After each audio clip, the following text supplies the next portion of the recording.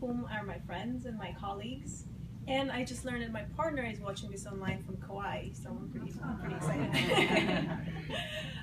So in the past, when I was given awards, I told folks a little bit about my work and how I got here. But this time, I would like to do something different.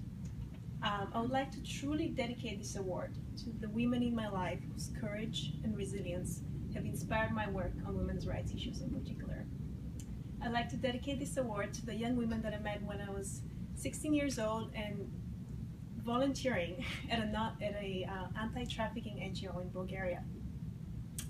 Those were young women who had been trafficked as sex slaves to Turkey and parts of Western Europe, who had somehow managed to find their way back to Bulgaria, but who still had to live with the stigma, the everyday struggle of having been through what they had been through. I would also like to dedicate this award to my students in Rwanda, who I'm going to send the video to,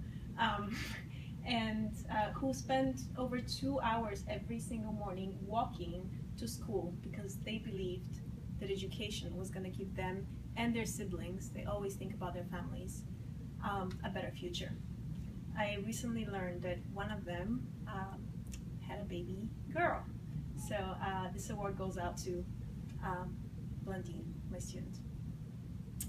And lastly, I would like to dedicate this award to a good friend of mine and a brave woman who's actually here with us tonight. Her name is Theresa Jackson. Hi, Theresa. She didn't know about this.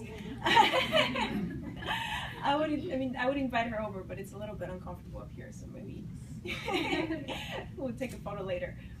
But I do want to tell you about Theresa. Theresa has been fighting tirelessly to get her husband out of prison so that he doesn't have to die behind bars.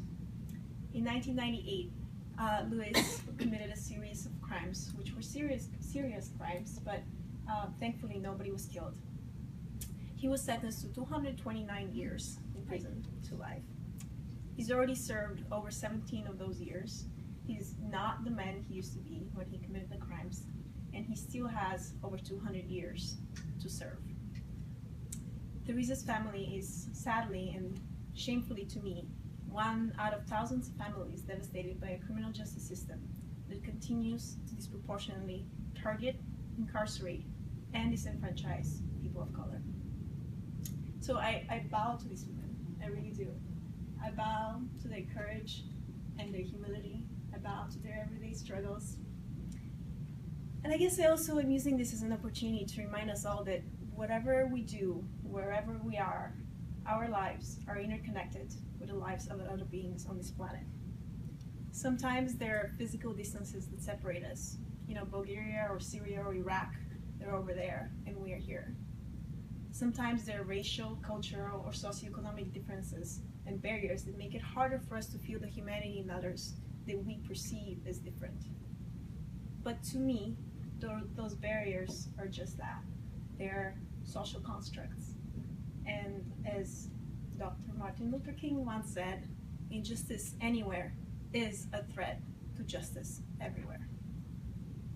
And ultimately, this is why I think that the kinds of networks that IANGEL creates are so meaningful. And this is why gatherings like this matter. And ultimately, I think this is why that I have chosen to live my life in service, freedom, and equality. Thank you all. Thank you.